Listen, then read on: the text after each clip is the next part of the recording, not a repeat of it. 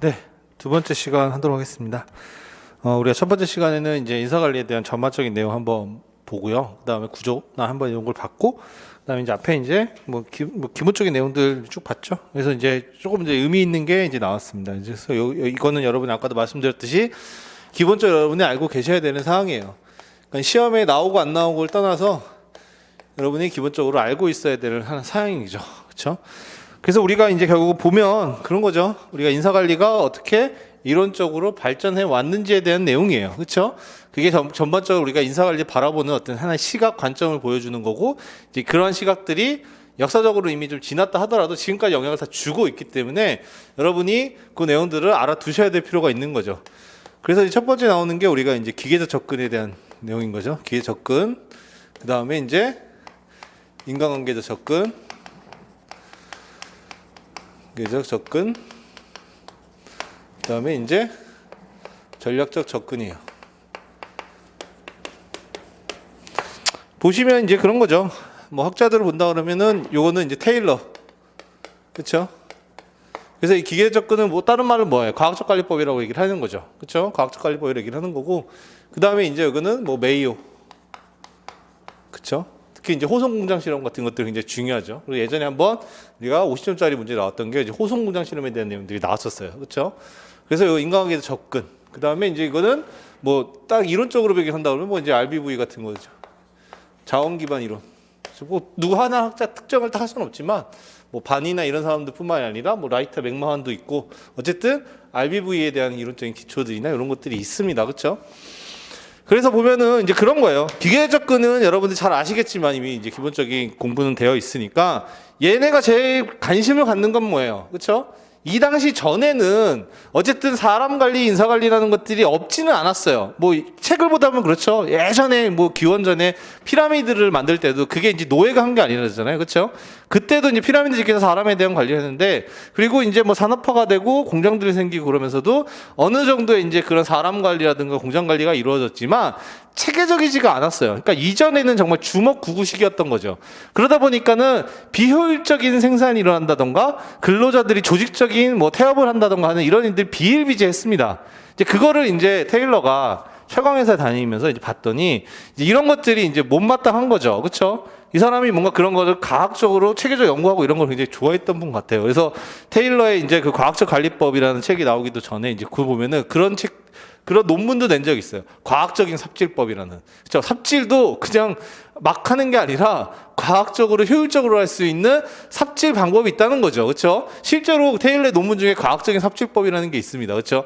그런 정도로 기계 접근은 뭐냐면 능률 혹은 생산성 이런 거에 엄청 집중을 하고 있는, 그걸 중요시 여기는 학문이었어요. 여기는 그런 접근 방식이었어요. 그렇죠? 그래서 이제 얘네들은 뭐예요? 그래서 보면은 우리가 아까 전에 HRM이 뭐라고 돼 있어요? HRM은 직무와 사람이었잖아요. 그렇죠?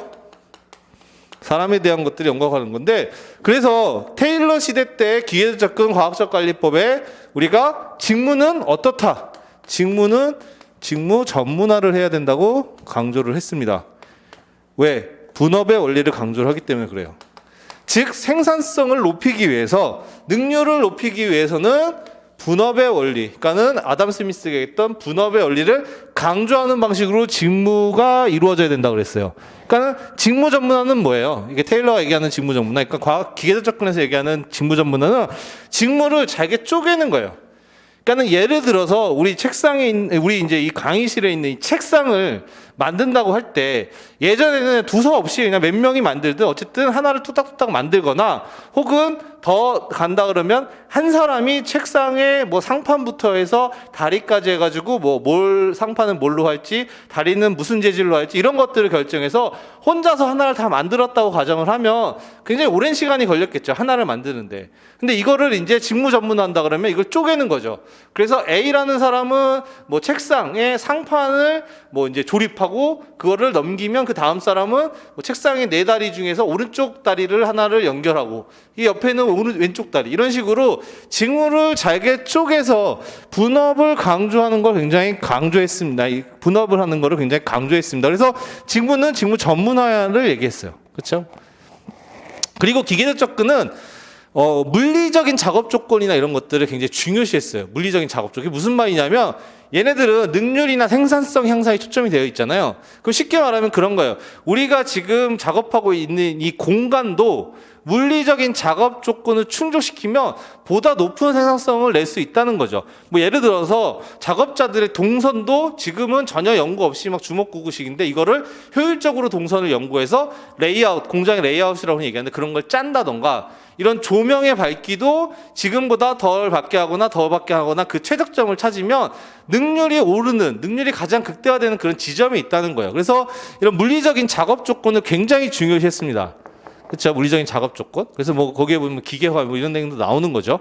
어쨌든 그런 내용들을 굉장히 강조를 했고 사람에 대해서는 어땠어요? 사람에 대해서는 경제적 동물로 봤어요.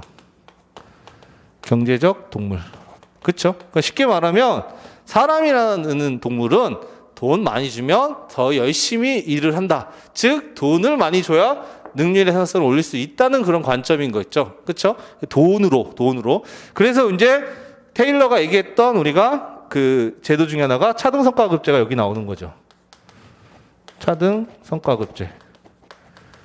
그렇죠? 우리가 이제 보상에서 특히 이제 성과급 파트에서 이제 개인 성과급을 배워요. 그렇죠? 집단 성과급, 개인 성과급 두 개 다 배우는데 그 중에 이제 개인 성과급에서 우리가 단순 성과급제, 그 다음에 뭐 테일러식 복류 성과급제, 뭐 메릭식 복류 성과급제 뭐 이런 걸 배우잖아요. 그렇죠?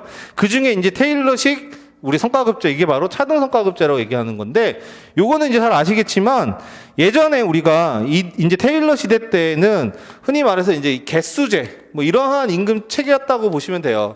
지금 오늘날은 이런 경우 없죠. 이거는 이제 개수에 따라서 임금을 책정하는 방식이라고 보면 되는데 예전에 이제 테일러 시대 이전에 어떻게 했냐면은 보시면 우리가 한 개당 1,000원이다. 이렇게 정하면 이 사람이 하루에 만든 개수에 따라서 1,000원 곱하기 해서 우리가 줬단 말이에요. 그러니까 임률이 한 개였죠. 개당 1,000원이나 임률이 하나였단 말이에요. 이렇게 만드니까 뭐 많이 만드나 적게 만드나 사람이 유인이 별로 없는 거죠. 그러니까 적당히 사람들이 일을 하고 이런 경우가 굉장히 많았다는 거예요. 근데 테일러가 봤을 때는 이렇게 하는 거는 결국 생산성이나 이런 거에 있어서 좋지 않다는 거죠. 그래서 테일러는 어떻게 했어요? 어떠한 공정이 있고 작업이 있으면 그 작업을 했을 경우에 하루에 작업을 했을 경우에 정해진 시간 내에 만들어낼 수 있는 표준 가업량이 있다는 것을 밝혀내는 거죠. 그렇죠? 그래서 뭐 예를 들어서 이런 책상을 뭐 5명이 건장한 사람 5명이 하루 8시간을 만들면 적어도 우리가 뭐 한 5개를 만들 수 있다. 라는 것들을 이제 뭐 동작이나 시간이나 이런 것들을 연구해서 표준 가업량을 설정을 합니다. 그렇죠? 표준 가업량을 설정을 해요. 그렇죠? 그래서 표준 가업량을 이렇게 설정을 해서 뭐 어떤 공정에서 표준 가업량이 10개예요. 그렇죠? 10개. 그러면 10개 만들기 전까지는 이전처럼 개당 1,000원이었다가 표준 가업량을 넘어서 수능하는 것부터 개당 뭐 1,300원, 1,500원을 주는 거죠. 그러면 작업자들 입장에서는 이 표준 가업량 이상만 되면 임률이 확 뛰어요. 그렇죠? 그러면 내가 돈을 더 많이 받을 수 있다는 거죠. 그러면 어떻게 된다는 거야? 표준 가업량을 넘기 위해서 더 열심히 효율적으로 생산성 있게 일을 한다는 게 바로 테일러의 차등 성과급제의 내용이죠. 그렇죠? 그래서 이때는 이제 이런 거를 강조를 했던 시대입니다. 그렇죠? 그래서 이제 기계적 접근 시대에 이제 이런 테일러의 어떤 공헌이 굉장히 크죠. 이렇게 주먹구구식의 어떤 공장 관리나 이런 거를 과학적 체계적으로 다 바꾸면서 사실에 뭐 이제 현대적인이라기보다는 체계적인 인사 관리를 이제 하기 시작한 거죠. 그렇죠? 그러면서 어떻게 됐냐? 이 생산성 효율성이 극대화되기 시작한 거죠. 그러면서 엄청난 생산의 향상이 이루어집니다. 그렇죠? 그래서 이제 뭐 풍요로운 시대가 되는 거죠. 점점. 그렇죠? 그런 큰 공헌을 했어요.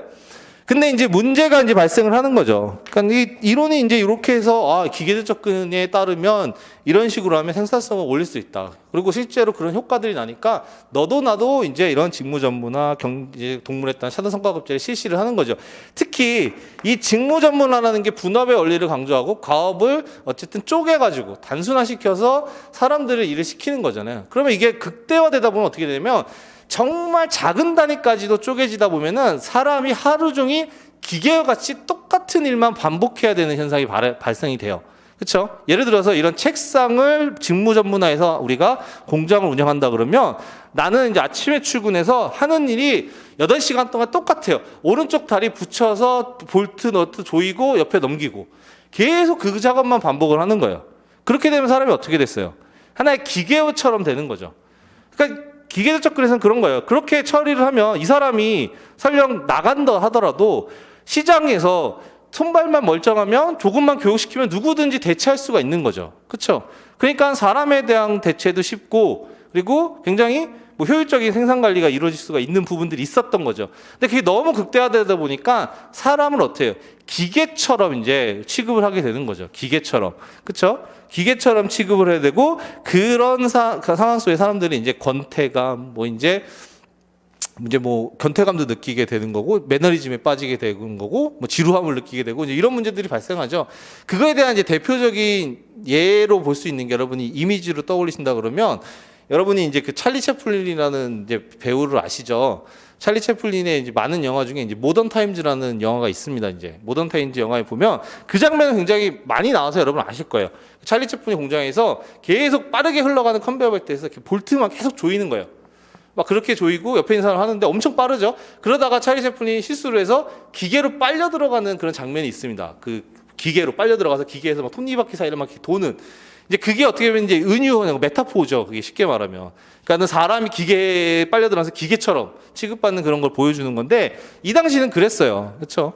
그래서 뭐 포디즘도 나오고 뭐 이러면서 그런 것들이 이제 극대화되기 시작하는 건데 이제 부작용이 생기는 거죠.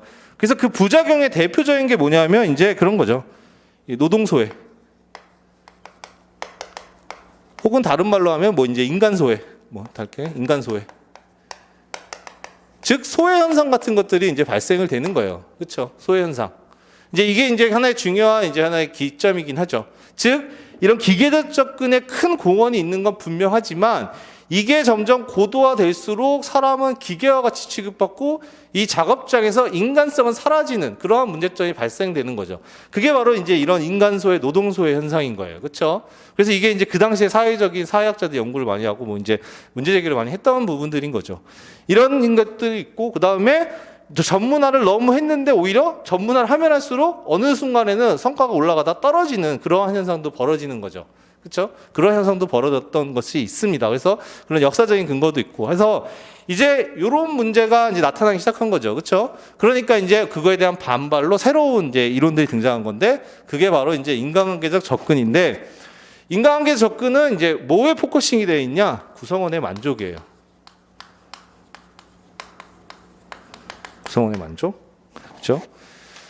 그거는 뭐예요? 이제 호송 공장 실험을 통해서 나온 거죠. 호송 공장 실험. 그렇죠? 자, 이제 구성원의 만족을 중요시하는 건데, 이제 이거는 이제 히스토리가 있죠. 처음에 이제 호송 공장이라는 이제 그 서부 전선 회사에 대해서 이제 그 연구가 이루어졌던 거죠. 왜냐하면 그 회사가 이 직무 전문화를 하고 이렇게 계속 했더니 성과가 안 나오는 거예요. 성과가 떨어지는 거야. 성과가 안 나오는 거야. 이거 이상한 거죠. 그러니까 이제 하버드에 있는 이제 메이오 교수한테 이제 부탁을 한 거죠. 우리가 좀 이런 부분들을 연구해달라. 그래서 처음에 이제 메이오 교수가 이제 그 서부전선 회사에서 가서 했던 거는 이제 이 기계 접근은 뭘 강조한다 그랬어요? 물리적인 조건들을 강조한다 그랬죠. 그래서 여러 가지 실험을 하는데 그 중에 이제 조명 실험이라는 걸 해요. 조명 실험. 그게 뭐냐면 이 조명의 밝기가 어느 정도냐에 따라서 성과에 보면 영향이 있을 거다. 그래서 조명의 밝기를 조정하면서 이제 성과의 변화를 찾아보는 그런 실험을 합니다. 그래서 실험을 했을 때 그랬죠. 그래서 예를 들어서 그런 거예요. 자, 조명의 밝기를 높게 하면은 성과가 같이 오르는 거야. 그렇죠? 성과가 올라요. 똑같이. 그렇죠? 그러면 예를 들어서 그러면 성과가 조명을 밝게 했을 때 성과가 오른단 말이야. 그러면은 조명을 예를 들어 다시 낮춰. 그러면 성과가 떨어져야겠죠. 그렇죠? 근데 오히려 조명을 높이면 올라갔던 성과가 조명을 어둡게 다시 바꾸는데도 성과는 계속 올라가는 거예요. 그렇죠? 그러니까 물리적 작업 조건에 분명히 최적의 작업 조건이 있을 거고 그거를 찾고자 한 건데 연구 결과가 이상하게 나오는 거예요. 그러니까는 처음에는 그랬죠. 조명의 밝기를 이제 예를 들어서 뭐 1부터 시작했다면서 점점 올리니까 쭉쭉 성과가 올라가. 아, 그러면 이제 여기서 만약에 낮춘다 그러면 이제 어느 점에 피크가 된다면 그게 최적의 작업 조건일 거잖아요. 그래서 다시 조명을 낮춰요. 조명의 밝기를. 근데도 성과는 계속 올라가는 거예요. 그러니까는 뭔가 이상한 거죠. 그래서 이상해서 이제 그 일을 했던 그 이제 공장에서 이제 그 조명 그 실험에서 이제 했던 이제 그 노동자들과 이제 근로자들과 인터뷰를 했던 거죠. 그랬더니 이제 어떤 말을 하냐면 그런 거예요. 이 뭐 하버드에서 유명한 교수가 와서 우리 회사에 실험을 한대. 그래서 회사가 여기에 대해 관심이 많고 우리가 뭐 거기에 선택받았다. 이러한 생각을 이제 그 소문이 나서 다 알고 있었던 거야. 그러니까는 자기네들이 여기 회사가 우리에 관심이 많고 우리 연구 결과에 회사 영향이 있으니까 잘해야겠다. 이런 생각을 하고 이제 그 업무를 봤던 거죠. 그렇죠? 그러니까는 그러한 마음가짐 때문에 성과가 올라갔던 거예요. 그러니까 물리적인 작업 조건보다 뭐예요? 구성원들의 그런 마음. 그렇죠? 구성원들의 어떤 생각을 가지고 있는지, 구성원의 만족. 이런 것들이 이제 성과에 영향이 있다는 거를 이제 알게 된 거죠. 그러면서 이제 뭐 여러 가지 이제 배정기 실험도 하고 뭐 이제 이런 시험들을 하면서 인간관계적 접근에 대한 내용들이 이제 체계화된 거예요. 그래서 인간관계 접근에서 중요한 건 뭐냐면 성과에 영향을 미치는 거는 이렇게 능률이나 생산성을 위해서 뭐 물리적인 작업 조건 뭐 이런 게 중요한 게 아니라 우리가 구성원들의 어떤 사회적인 만족감이라든가 심리적인 안정 이런 구성원의 만족이 성과에 영향을 있다는 거를 이제 밝혀내는 거죠. 그렇죠? 그래서 이 인간관계 접근에 따르면 여기서 따르면 직무에 대해서는 뭐예요? 직무에 대한 비전 문화를 강조하죠. 비전 문화. 그러니까 전문화하는 거는 이제 의미가 없다는 거예요. 그렇죠? 그래서 이거 다른 말로 하면 이제 뭐 결국 뭐야 돼? 직무 확대화를 얘기하는 거죠. 직무를 확대할 필요가 있다는 내용들이 나오는 거고, 그렇죠? 그 다음에 사람에 대해서는 어때요? 사회적인 동물이다. 그렇죠? 사회적인 동물이다. 그렇죠?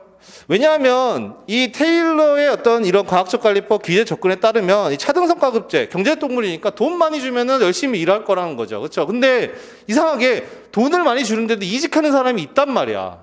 그러면 왜 이직을 하는 거지? 라는 거에 대해서 이 기계 접근은 대답을 해줄 수가 없잖아요. 근데 사회적 동물이니까 돈은 많이 주더라도 같이 일하는 동료들이 이상해. 혹은 뭐 상사가 이상해. 회사가 너무 직원들을 너무 이제 홀대해. 뭐 이러한 것들이 채워지지 않으면 돈을 많이 줘도 이직할 수 있다는 거죠. 왜? 구성원의 만족도가 결국 성과에 영향을 미치고 그런 만족도에 따라서 조직에 계속 남을지 여부도 결정이 되기 때문에 그런 거죠. 그래서 이러한 관점으로 이제 바뀌는 거죠. 그렇죠? 그래서 이런 인간관계적 접근이 기계 접근 이후에 이제 이런 노동소의 인간소의 문제는 해소하기 위해서 이제 이론적으로 체계화되고 구성화되는 거예요. 그렇죠? 그러면서 이제 우리가 뭐 조직 행동이나 이런 것들이 이제 이때부터 발전하기 시작하는 거죠. 어쨌든 이런 게 이제 기본적인 흐름입니다. 그렇죠? 그래서 이제 이 양자가 어쨌든 대비되는 거고 가장 우리 인사관리를 이해하는 데서 기본적인 이론적인 배경이에요. 다 여기서 이제 영향을 받는 거죠. 뭐 예를 들어서 기계적 접근이 이제는 뭐 인간관계 접근이나 또 얘가 이제 뭐 아무렇지 쓸모없는 그런 건 아니에요. 그렇죠? 여전히 우리가 공장이나 이런 데서 생산 관리나 이런 걸 할 때 유효한 부분들이 아직도 있습니다. 그렇죠? 그거는 이제 어느 정도를 조절하느냐, 우리 조직이 얼마나 맞게 만드느냐는 문제인 거지, 얘네들 자체가 지금 뭐 옛날 이론에서 의미 없는 게 아니에요. 인사관리는 다 그렇습니다. 제도가 그 회사마다의 다 다른 점이 있는 거고 회사에 필요한 적합한 부분이 있는 거지, 이 이론이 옛날 거다 혹은 뭐 문제가 있다고 해서 그게 의미가 없는 건 절대 아니에요. 여러분 그렇게 받아들이시면 안 됩니다. 그래서 이렇게 이제 두 가지가 이제 가장 대비되고 중요한 내용인 거죠. 그래서 보시면 이제 우리 오늘 나눠줬던 그 자료 중에서 기계적 접근과 인간관계 접근 비교표가 있습니다. 그렇죠? 비교표가 있어요. 그래서 이 비교표는 여러분이 한번 잘 보시면 되는데, 이게 옛날에 이제 박경 교수님 책에 있던 비교표였어요. 근데 이제 그게 어느 순간부터 이 비교표가 사라졌죠. 그렇죠? 그래서 비교를 보시면 그런 거예요.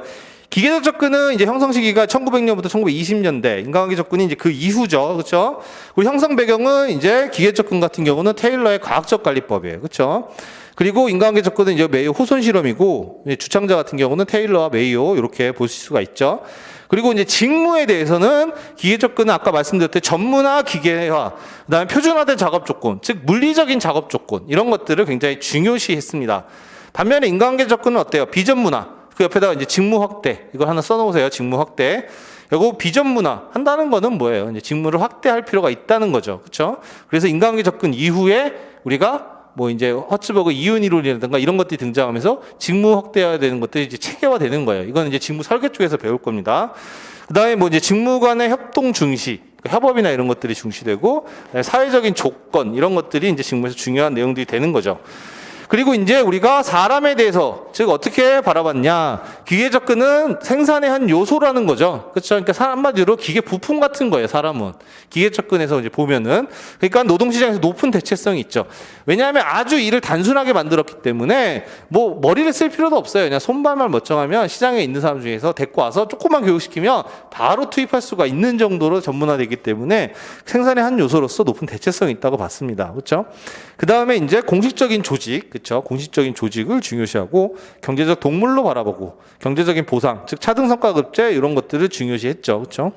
반면에 인간관계 접근은 어때요? 심리적인 측면을 굉장히 중요시했죠. 왜? 조직원의 구성원의 심리적인 측면이 성과 창출에 영향을 미친다고 봤기 때문에 이런 심리적인 측면을 굉장히 중요시했습니다.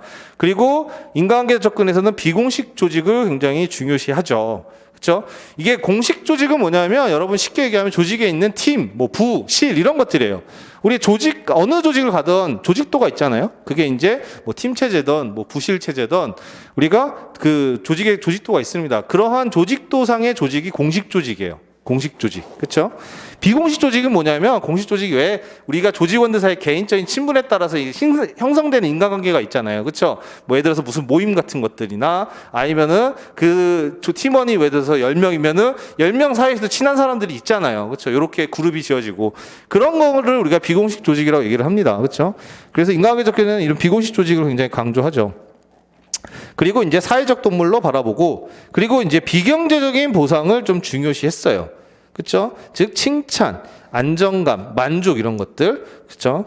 그래서 우리가 돈보다는 이제 우리 구성원의 만족, 그래서 회사가 인정해주고 칭찬해주고 잘한다 해줘야 된다는 거를 인간관계 접근에서 얘기를 하는 거죠. 그렇죠? 그게 이제 우리가 두 가지의 이제 그 접근의 가장 큰 차이인 거고, 뭐 공원 같은 경우는 보시면 알겠지만 기계 접근은 이제 그 이전에 주먹구구식 어떤 그 비과학적인 공장 관리를 과학화시켰다는, 체계화시켰다는 큰 공헌이 있습니다. 그러면서 어떤 생산성의 비약적인 향상을 이끌어내죠. 그렇죠? 그리고 이제 반면에 인간관계 접근은 뭐예요? 인간 활동에 대한 새로운 시각을 제시했어요. 즉, 사람을 잘 봤더니, 특히 조직에서 있는 사람들을 봤더니, 구성원들을 봤더니, 돈보다 심리, 사회적인 측면에 굉장히 영향을 많이 받는다는 거죠. 그렇죠? 그래서 그런 부분들이 이제 뒤에 나오는 이제 여러 가지 새로운 이론들, 뭐 인간 행동 이론이나 이런 것들에 영향을 주기 시작해서 그게 체계화되고 발전되기 시작한 거죠. 근데 이제 결국 양쪽에 비판이 있죠. 그래서 보시면 비판 같은 경우 보면 이제 인간이 직무에 대한 자긍심을 저하시켜요. 그래서 노동소에 동그라미 해놓으시면 됩니다. 노동소에. 즉 가장 큰 문제죠. 즉 우리가 너무나 지나친 전문화를 통해서 인간을 하나의 기계처럼 취급했더니 자갑정 내에서 인간성이 상실되는 그런 문제가 발생이 되는 거예요. 그렇죠? 그러니까 사람들이 거기서 자긍심, 뭐 이제 보람감, 의미감을 찾을 수 없는 문제가 되는 거죠. 그렇죠?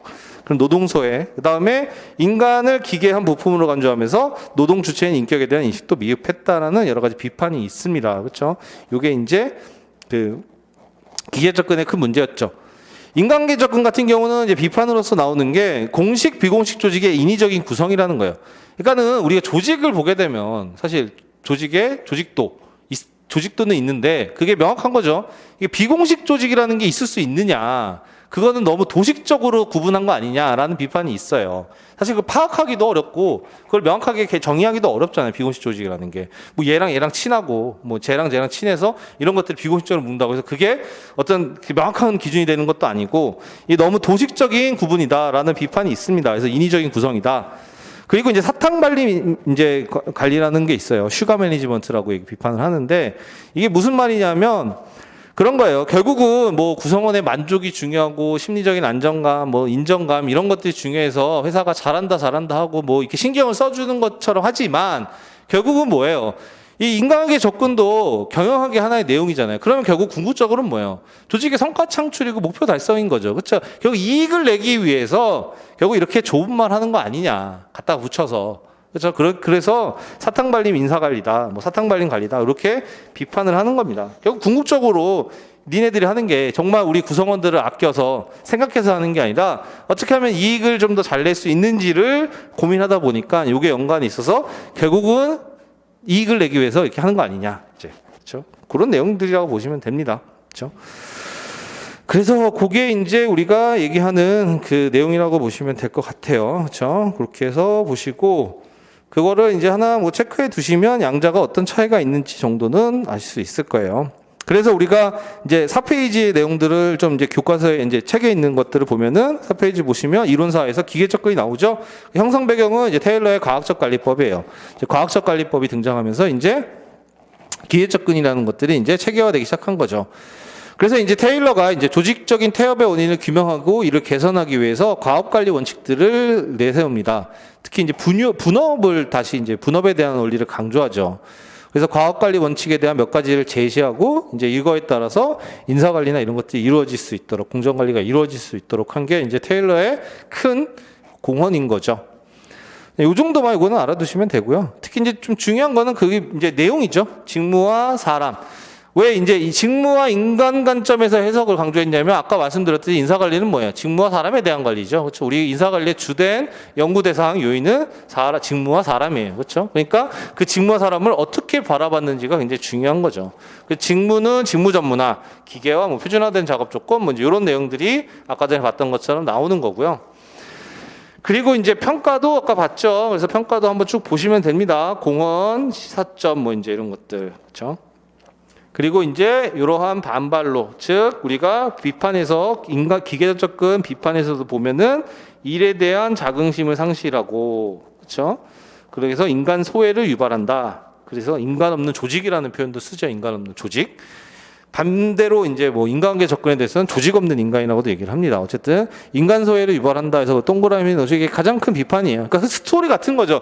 기계 접근이 등장해서 뭔가 큰 변화를 일으키고 성과를 냈지만 노동소외, 인간소외 현상이 발생하면서 이제 인간관계 그에 대한 반발로서 이제 인간관계 접근이나 이런 것들이 등장하게 되는 거죠. 그래서 보시면 인간관계 접근도 마찬가지로 형성 배경은 뭐예요? 메이오와 레슬리스버거의 호손 실험이 이제 중된 실험인 거죠. 그렇죠? 그래서 예전에 한번 제 이제 시험에 50점짜리 나온 적이 있습니다. 호손 실험에 대한 내용이. 그래서 이제 이거 실제로 이제 전화기 제조회사 호손 공장에서 이제 보시면 작업 환경의 물리적인 변화나 작업 시간 뭐 이런 것들을 연구하기 위해서 시작했던 거예요. 근데 전혀 다른 결과를 찾아낸 거죠. 그러면서 이제 새로운 이론이나 이런 것들이 나오게 된 겁니다. 그렇죠? 그래서 이제 총 보시면 4가지 실험을 했어요. 이게 이제 시험에 나왔기 때문에 이 4가지 실험을 여러분 자세히 외울 필요는 없습니다. 우리가 예전에는 이제 이거 2문자 따와서 외웠죠. 뭐 조명 실험, 계전기 조립 실험 뭐 이래서 조개 면배 뭐 이렇게 외웠었는데 이거는 이제 50점짜리 한번 나왔기 때문에 굳이 외울 필요는 없습니다. 그렇죠? 그냥 한번 보시고요. 그렇죠?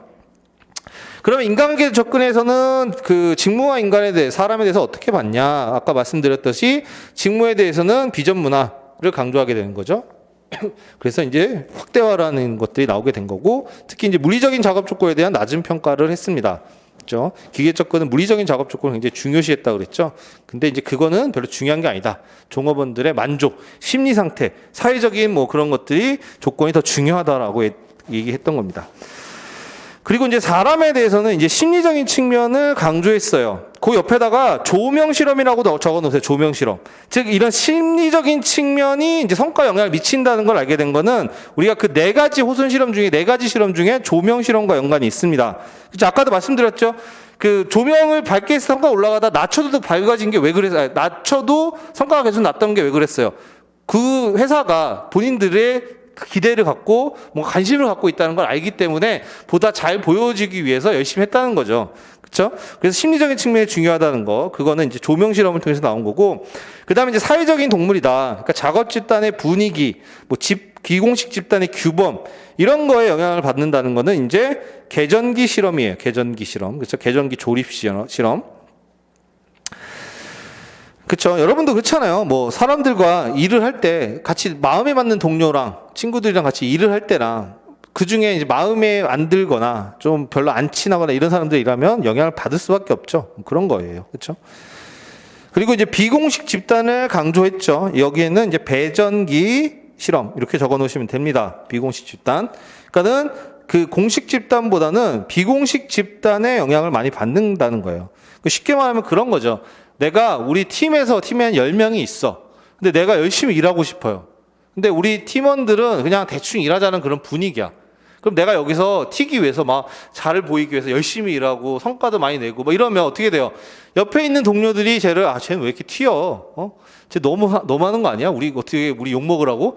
뭐 이러면서 만약에 그 사람을 따시킬 수도 있잖아요. 그렇죠? 그렇게 되면 어때요? 그 사람도 열심히 하고 싶지만 동료들한테 따당할까 봐 대충, 그렇죠? 적당히 할 수도 있는 거죠. 더 열심히 할 수 있는데도. 이런 식으로 그런 어떤 비공식적 집단의 영향력 때문에 그 사람의 성과나 이런 게 영향이 있을 수 있다는 거예요. 그래서 이걸 비공식 집단의 중요성을 이제 강조하게 된 게 이거 실험이 배정기 실험에 관한 내용들인 거죠. 그렇죠? 그렇게 보시면 될 것 같습니다. 네. 그래서 이제 인간관계 접근 같은 경우는 뭐 그런 거예요. 그렇죠? 공원 같은 경우는 이제 어떤 작업 능률, 즉 성과에 영향을 미치는 새로운 요인이 있다. 그게 뭐예요? 구성원의 심리 상태, 만족 이런 부분이라는 거죠. 그거에 대한 인식이 있었고요. 그다음에 뭐 이제 직무 만족과 뭐 생산성 뭐 이런 것들에 대한 새로운 인식들이 생겨난 거고, 그렇죠? 평가에 비판은 뭐예요?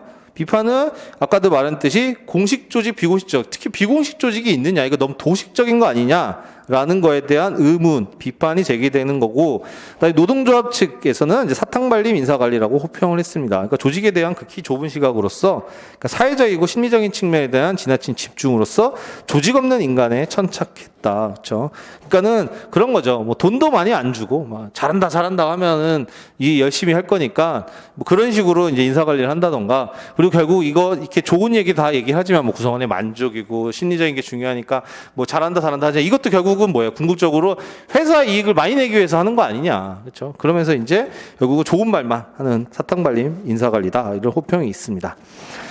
그렇죠? 요게 이제 인간관계 접근까지 내용인 거고, 그 다음에 나오는 게 이제 전략적 접근이죠. 전략적 접근. 그렇죠? 전략적 접근은 이제 오늘날의 유효한, 오늘날의 우리의 접근 방법인 거죠. 이 전략적 접근의 형성 배경은 당연히 자원 기반 이론, 자원 기반 관점이에요. 리소스 베이스드 뷰라고 해가지고 이제 요 이론의 형성에 따라서 이제 전략적 접근이 등장하게 된 거죠.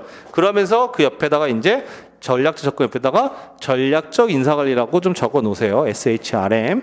그리고 이런 전략적 접근 하에서 우리 인사관리도 어떻게 된 거예요? 오늘날 전략적 인사관리로 발전하게 된 거죠.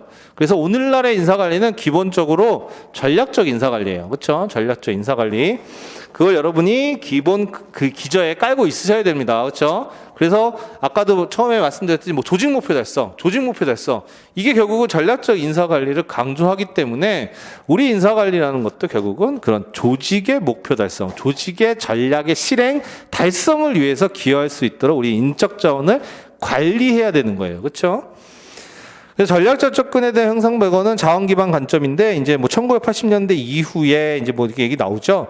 그러니까 이제 이 경영 환경이라는 게 이제 80년대 이후, 70년대, 80년대 이후에 이제 급변하기 시작하는 겁니다. 이제 점점 우리가 활동할 수 있는 반경이 넓어지고 세계가 글로벌화 되면서 이제 경쟁이 점점 더 치열해지는 거죠. 그렇죠? 그러면서 보니까 그런 거, 예전에는 우리가 이제 뭐 시장에서 기업이 성공하기 위해서는 어떤 이제 어떤 시장에서 경쟁하느냐, 그러니까 뭐 그걸 세팅이라고 얘기를 표현하기도 하는데, 그거를 예전에는 굉장히 강조했어요. 그러니까는 뭐 예를 들어서 뭐 진입 장벽이 높고, 그렇죠? 그 다음에 소비자보다는 뭐 이제 생산자의 파워가 더 세고, 뭐 이러한 산업이나 이런 데 자리를 잡으면 그 기업은 살아남을 수 있고 성공할 수 있다는 관점이 굉장히 강했죠. 근데 이제 같은 사업을 하더라도 뭐 그 사업이 예를 들어서 진입 장벽이 높아요. 뭐 예를 들어서 뭐 러프하게 예를 들면 그런 거죠. 뭐 휴대폰을 제조하는 거, 뭐 스마트폰을 제조하는 거 보면 진입 장벽이 굉장히 높죠. 쉽지 않습니다. 그렇죠? 기술도 굉장히 다양하게 필요로 할 뿐더러 뭐 대규모의 라인도 있어야 되고 하기 때문에 진입 장벽이 굉장히 높아요. 아무나 할 수 없어요. 그러면 그런 사업을 하는 회사들은 다 성공을 해야 되는데, 같은 스마트폰을 제조하는 회사들 중에서도 잘 되는 회사가 있고 망하는 회사가 있죠. 그렇죠? 뭐 비단 예를 들면 그런 거죠. 삼성이랑 LG를 예를 들 수 있겠죠. 그냥 핸드폰 제조에만 둔다 그러면, 예를 들어 스마트폰 시대 넘어오면서 LG는 이제 접었잖아요. 그렇죠? 왜냐하면 그게 예를 들어서 뭐 그 산업이 진입 장벽이 높고 이렇게 뭐 소비자보다는 뭐 판매자들, 생산자들의 파워가 더 세고, 그렇죠? 뭐 그런 것들이 이제 제도적인 세팅이었다 그러면 거기서 사업을 하는 친구들은 다 성공해야 되는데 안 그렇단 말이에요. 그러면서 이제 우리가 관심을 갖게 된 게, 결국은 어떤 사업이 제도적인 세팅, 아니 그런 산업 세팅보다는 내부 역량이 더 중요하다는 거에 대한 관심을 갖게 됩니다. 즉, 그 기업이 가진 내부 역량이 결국은 그 기업이 성공할 수 있는데 굉장히 중요한 요소다라는 거에 대해서 관심을 갖게 돼요. 그래서 그런 내부 역량에 대한 것들을 이제 우리가 연구하고 하다 보니까 이제 그 반이에 이제 이런 내용들이 나온 거죠. 무슨 내용이냐면 이 기업에 지속적으로 경쟁 우위를 가져다 줄 수 있는 자원이 있다는 거예요. 그렇죠? 다른 기업보다 경쟁 우위를 확보할 수 있는 자원이 있는데 그러한 자원들, 그러니까 내부 역량인 거죠. 그런 자원을 소유하고 있다는 거는 그런 경쟁 우위를 가져다 줄 수 있는 자원의 특징들을 봤더니 그런 거죠. 가치 있고, 가치가 있어야 되고, 그렇죠? 가치성이 있어야 되고, 그 다음에 희소성이 있어야 되고, 그 다음에 모방이 불가능해야 돼요. 그렇죠? 그 다음에 대체가 불가능해야 돼요. 그렇죠? 그래서 뭐 가치성을 우리가 밸류어블 하다고, 그렇죠? 그다음 희소성은 뭐예요? 레어죠. 그 다음에 모방이 불가능한 거는 inimitable. 그렇죠? 그 다음에 대체가 불가능한 거는 두 가지를 써요. non substitutable 혹은 on 아이고 네, 이렇게 되죠.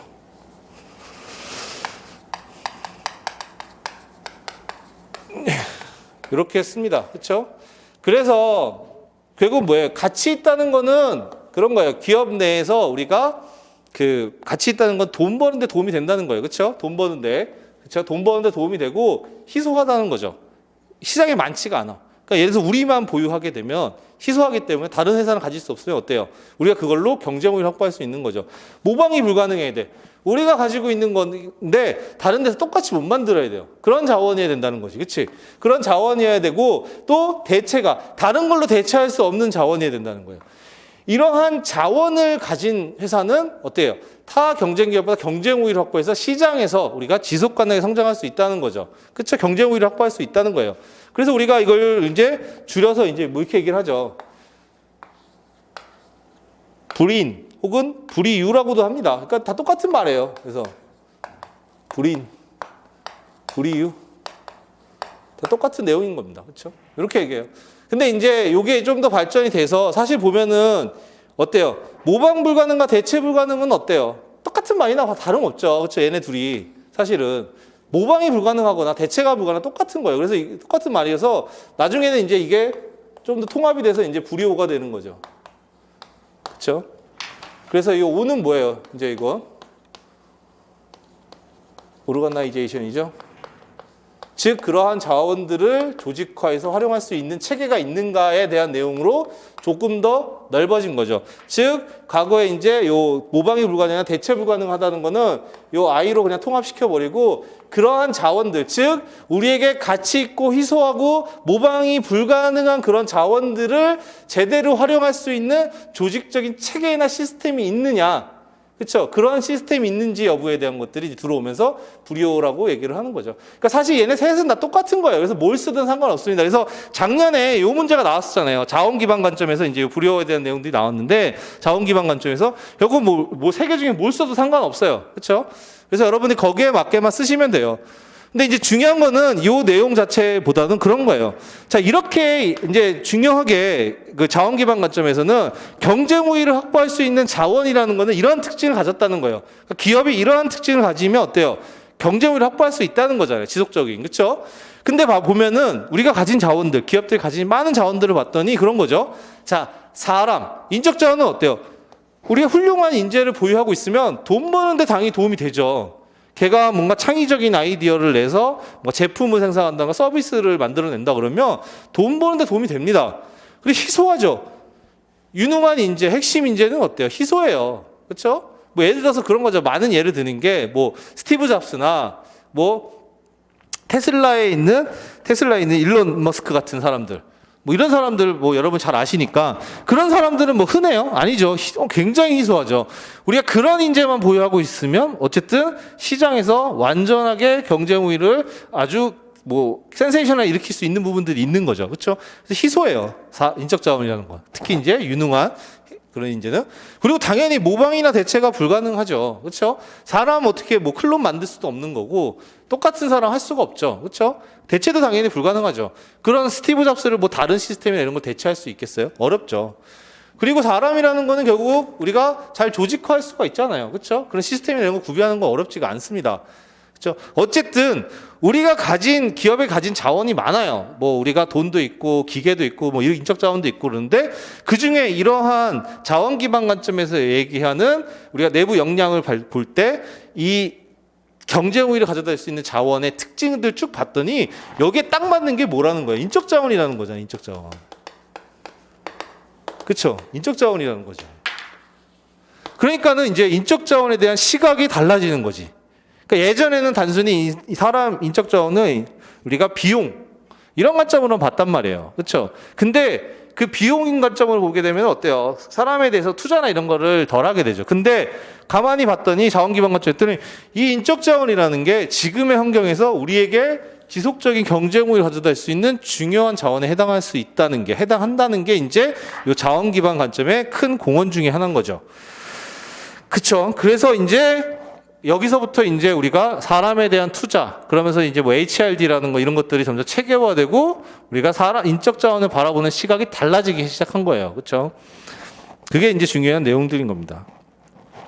그래서 이제 그 전략적 접근에서 자원 기반 관점 얘기 나오면서 쭉 보시면 이제 그런 내용인 거고요. 그 다음에 내용이 그런 거죠.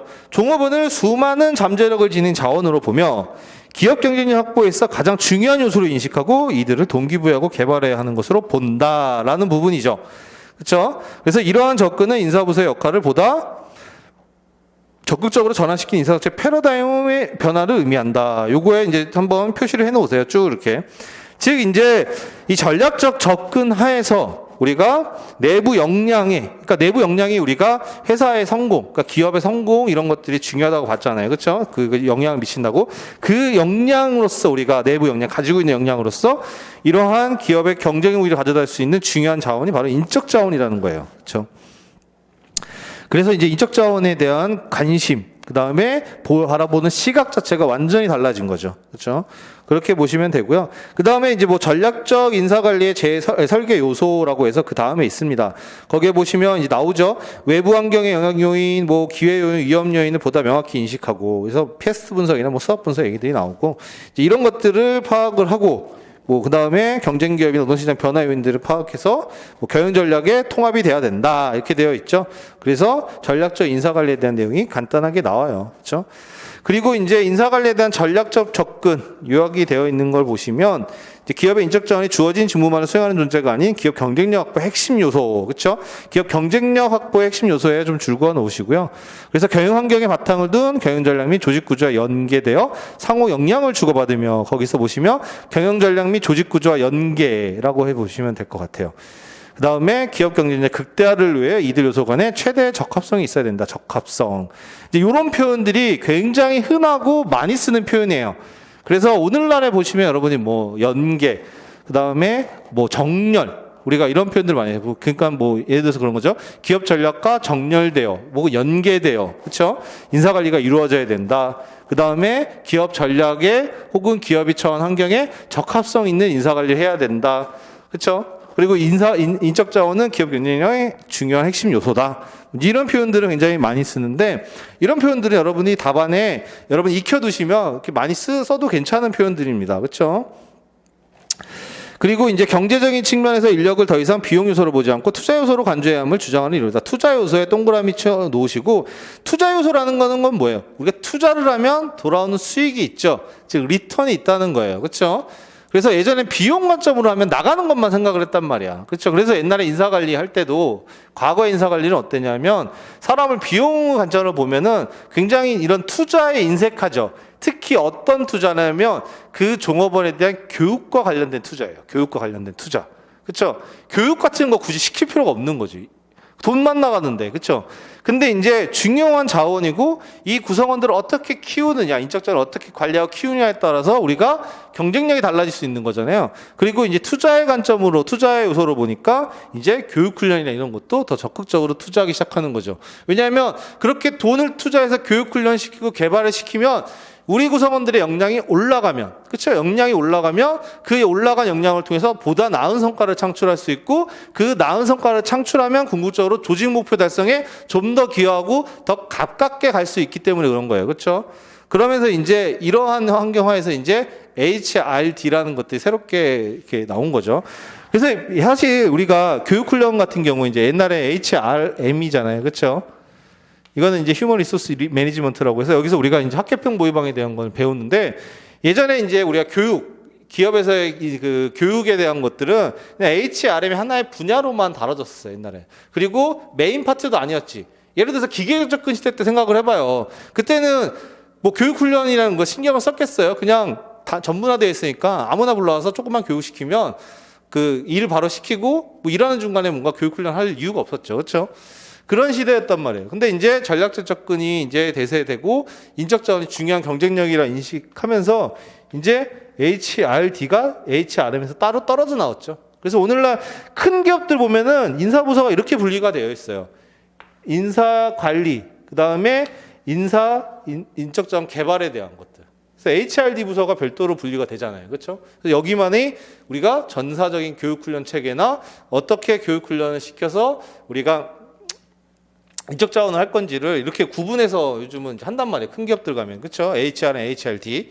그래서 HRD도 굉장히 커졌죠. 여기만 전문을 하는 컨설팅도 따로 많이 있습니다. HRD 쪽만. 그렇죠?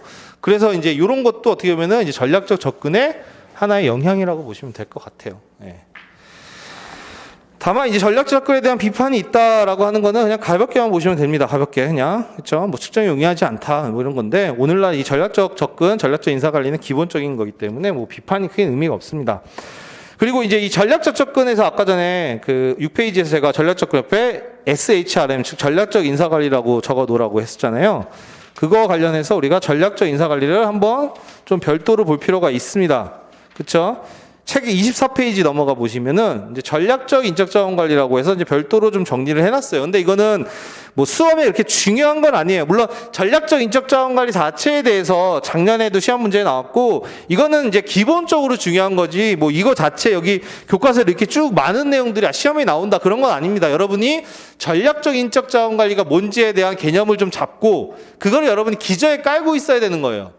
그렇죠? 그러니까 여러분이 답안을 쓸 때도 우리가 전략적 인적 자원 관리라는 것들을 기본적인 개념을 생각하고 우리가 어떤 변화나 이런 거에 따라서 그 전략, 환경에 맞게 적합하게 변화해야 되고 거기에 적합성을 찾아서 뭐 연계성을 확보하고 해서 실행해야 된다.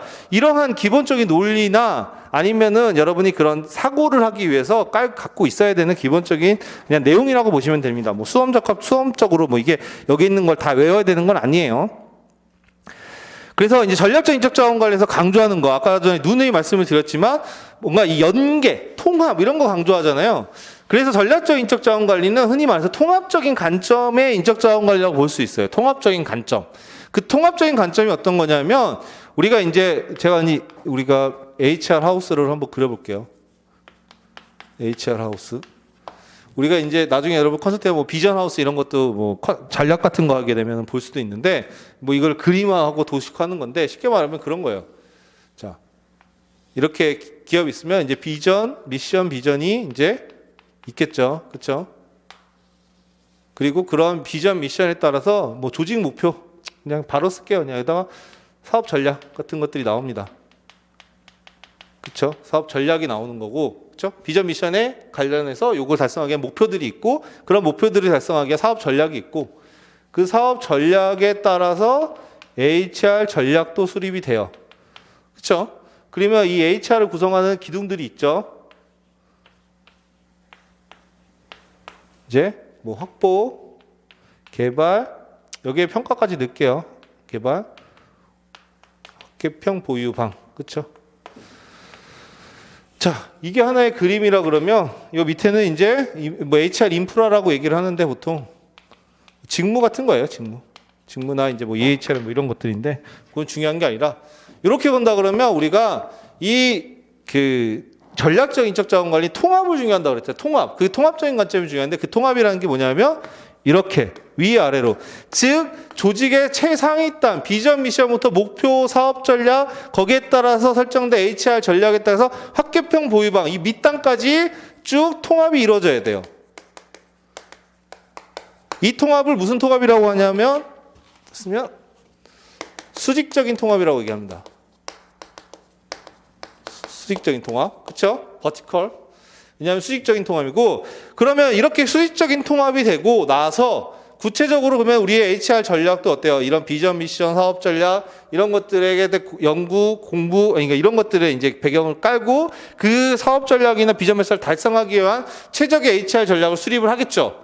예를 들어서 그런 거예요. 우리가 뭐 회사에서 목표가 뭐 AI 전문 뭐 제조기업으로의 성장 뭐 아니면 뭐 탑 뭐 AI 매출의 AI 뭐 산업의 AI 뭐 제조의 매출 뭐 1조 원 달성 뭐 이런 거라고 목표를 그냥 단순히 본다 그러면 그럼 사업 전략을 그걸 달성하기 위한 사업 전략들을 하겠죠. 그러면 예를 들어서 HR 전략을 어떻게 가야 돼요? 그러면 우리 회사에서 일단 AI 전문가를 채용하고 확보해야 되겠죠. 유능한 HR 전문가들을. 그렇죠? 그래서 AI 전문가들을 어떻게 확보할 건가? 그런 내용들이 이제 따라와야 되는 거잖아요. 그리고 우리가 또 전략으로서 우리 조직원들에게 기존에 있는 조직원들에게 AI에 대한 교육이나 이런 것들 시켜서 거기에 대한 이제 뭐 지식, 뭐 기술들을 갖게 한다던가 등등등. 그렇죠?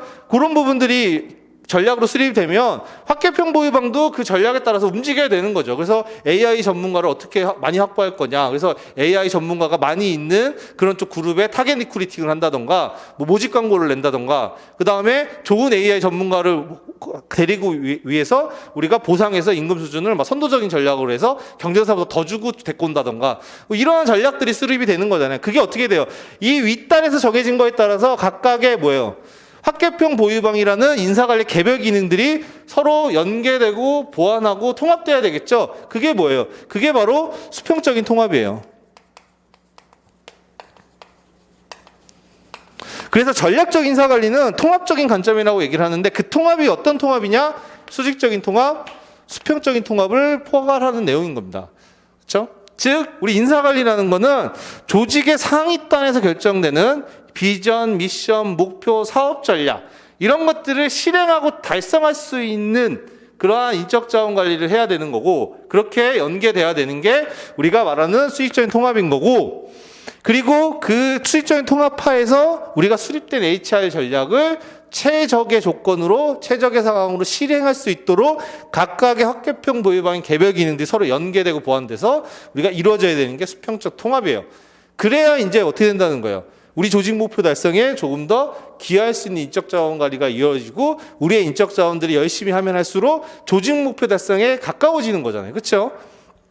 그게 바로 전략적 인적 자원 관리의 핵심이라고 보시면 돼요. 그래서 24페이지에 보면 중간에 반가로 2번 있죠.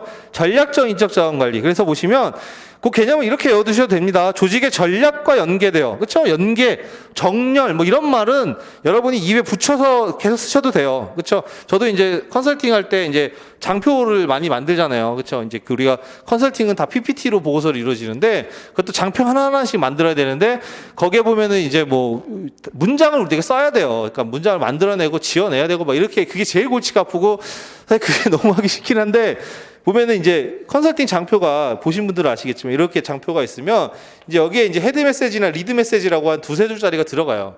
이 장표의 이제 핵심적인 내용 그리고 이제 여기에 이제 뭐 구조화된 그림이나 뭐 내용들이 들어가는 거겠죠. 그렇죠? 그리고 이 안에도 뭐 이제 글들이 들어가는데 이런 리드 메시지나 이 헤드 메시지 같은 경우가 이게 굉장히 중요해요. 그렇죠? 이 장표 지금까지 어떤 컨설팅의 뭐 논리 구조에서 그런 것들을 쭉 하나에 서술해 놓은 거기 때문에 이게 이제 핵심 내용들을 써야 됩니다. 그렇죠? 뭐 여기에 막 쓸 때 보면은 우리가 이제 인사 관리에 관련된 것들 뭐 평가나 뭐 보상 쪽 한다 그러면 뭐 조직 전략과 연계 뭐 이제 정렬 뭐 이런 것들을 심심치 않게 굉장히 많이 써요. 왜냐하면 그게 실제로 오늘날 인사관리 중요하기 때문에 굉장히 많이 씁니다. 그래서 여러분이 뭐 통합, 정렬, 연계 뭐 이런 것들은 여러분이 많이 쓰셔도 좋아요. 그렇죠? 그래서 그거는 상관없습니다. 그래서 여기도 있죠.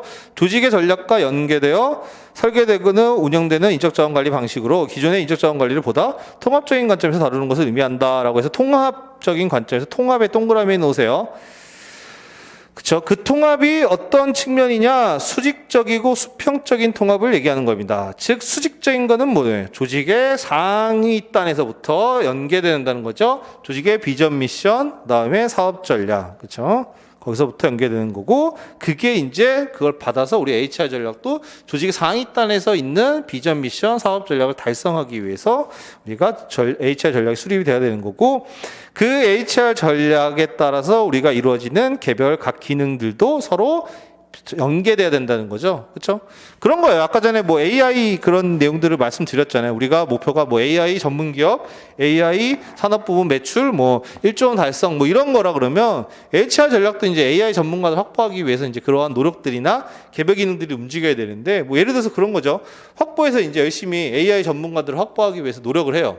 그래서 뭐 AI 전문가들이 많이 배출한 뭐 그러한 학과나 이런 데 리크루팅 가고 뭐 이제 그 사람들이 모인 데에서 이제 열심히 이제 뭐 이제 뭐 그 스카웃 같은 것들 하고 공고 내고 막 이런단 말이에요.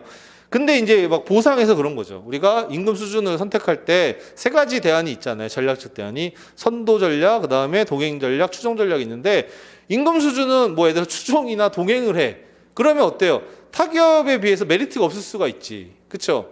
뭐 그걸 보완할 수 있는 뭔가 파격적인 조건, 뭐 직급을 파격적으로 높게 해준다던가, 뭐 승진을 빨리 해준 이런 게 없다 그러면 보상해서 예를 들어서 임금 수준은 기존과 크게 다르지 않고 제시를 한다 그러면 요즘 AI 전문가들 몸값이 많이 올랐는데 이제 그런 게 도움이 이제 전혀 실행돼 그 영입하는 도움이 안 되겠죠. 그러니까 이런 게 어떻게 보면 뭐예요? 수직적인 통합이 아니 수평적인 통합이 안 돼 있는 상태인 거죠. 실제로도 요즘 그래요. 요즘 여러분 그 이 개발자들 여기 주시면 되는데 요즘 진짜 그 저희가 이제 그 노무법인을 직접 하잖아요. 그래서 저는 스타트업이나 이런 경우 진짜 자문을 많이 하는데 이 개발자들 연봉이 요즘 천정부지로 오르고 있어요. 이 개발자들이 몸값이 진짜 엄청 어마어마하게 오르고 있습니다. 구하기 어려워서. 왜냐하면 요즘은 모든 게 개발로 가능한 거고 지금 이제 기술의 발전에 따라서 이런 개발, 그러니까 컴퓨터를 코딩하고 그걸 언어를 통해서 뭔가 프로그램을 구현하고 하는 것들이 굉장히 중요하잖아요. 이런 개발자, 특히 좋은 개발자 구하는 게 엄청나게 어려워요. 좋은 개발자 찾기가. 그렇죠? 그러니까는 요즘 개발자들 초봉도 많이 올라갔죠. 그래서 뭐 문과생들은 답이 없잖아요. 그러니까 솔직히 저도 이제 문과 나왔지만 예전에 저희가 학교 다닐 때만 해도 그 문과나 이제 법대 이런 데가 이제 뭐 되게 좋았죠. 그렇죠? 공대는 아무래도 그때는 이과는 덜 가는 시대였어요. 그때는 고등학교 때 문과 이과 나눠서 갈 때였는데 이제 이과는 잘 안 가고 문과가 더 이제 많이 사람들 가던 때였어요. 근데 이제 오늘날에는 이제 바뀌었죠. 요즘 문과 가면 안 되죠. 그렇죠? 무조건 이과 가야 되죠. 그렇죠?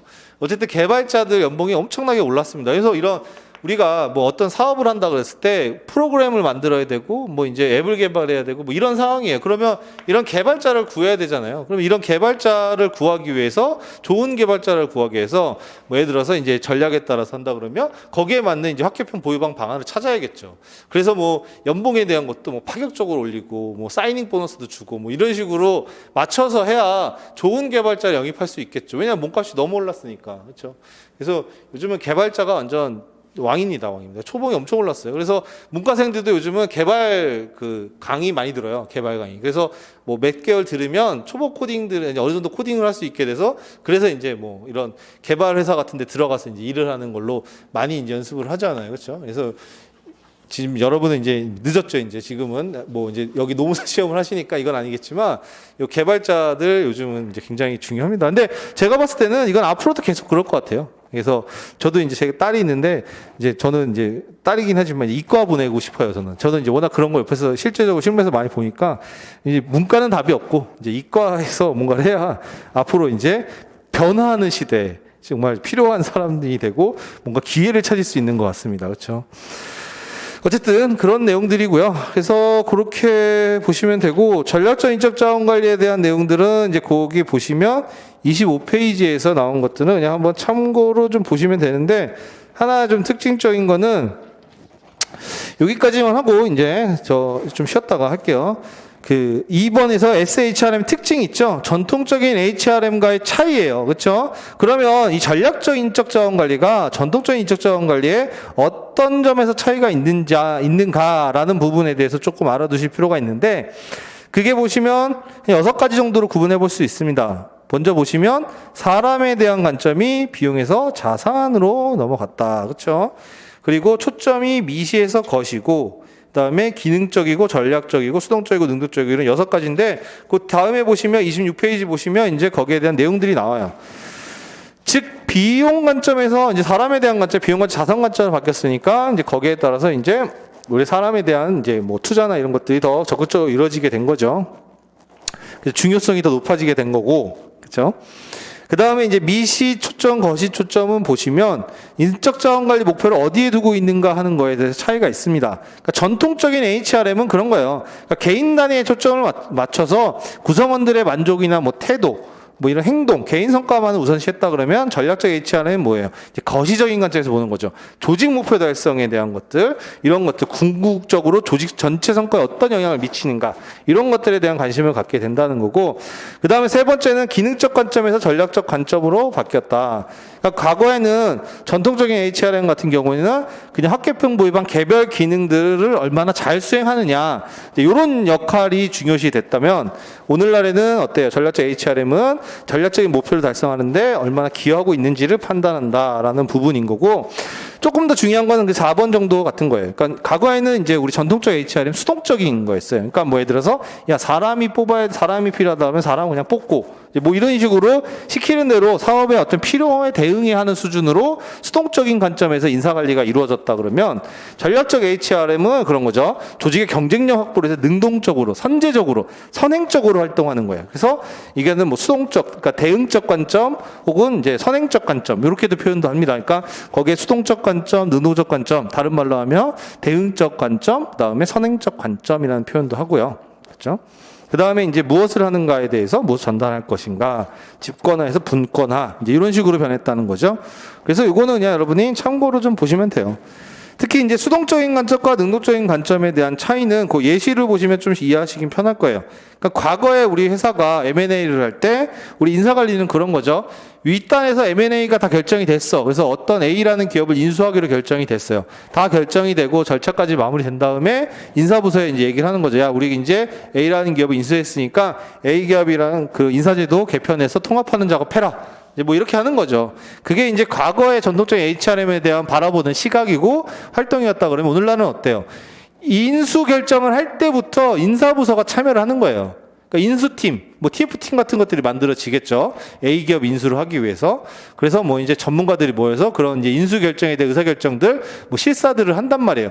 그럴 때 인사부서도 이제 같은 팀원으로 들어가서 그 회사의 조직 문화, 뭐 인사제도, 그렇죠? 그다음에 노조가 있는지 뭐 등등등 이런 것들 전반적으로 검토해서 얘네들을 우리가 통합했을 때, 인수했을 때 우리랑 시너지가 있을 것이다. 아니면 조직 문화 갈등으로 뭔가 애로사항이 있을 것이다. 라는 것들을 의견을 던질 수가 있다는 거죠. 그렇죠? 뭐 그런 부분들이 이제 이 오늘날 전략적 HRM에서 달라졌다는 겁니다. 그렇죠?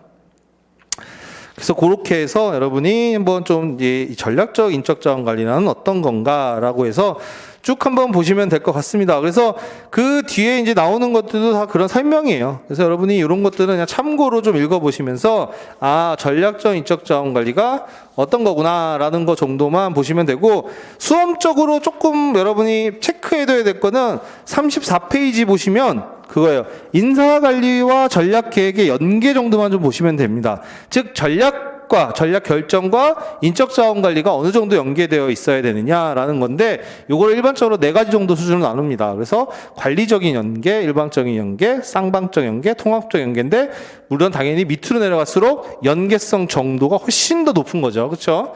그렇게 보시면 돼요. 그래서 요 정도만 여러분이 요 체크해 두시면 될 것 같고, 요 전략적 인적 자원 관리 한번 그냥 재미로든 아니면은 내용을 좀 보시면서, 아, 전략적 인적 자원 관리라는 게 결국은 통합적인 관점에서 인적 자원 관리를 구사하는 건데, 실행하는 건데, 그 통합적인 관점은 조직의 전략 상위단에서 나오는 수익적인 통합, 그렇죠? 그 다음에 수평적인 통합 등이 강조되더라라는 법입니다, 그렇죠?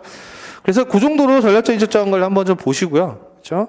그 다음에 좀 쉬었다가 이제 나머지 노동지향적 접근과 그 뒤에 쭉 내용들을 해보도록 할게요. 네, 그러면 10분 정도 쉬겠습니다.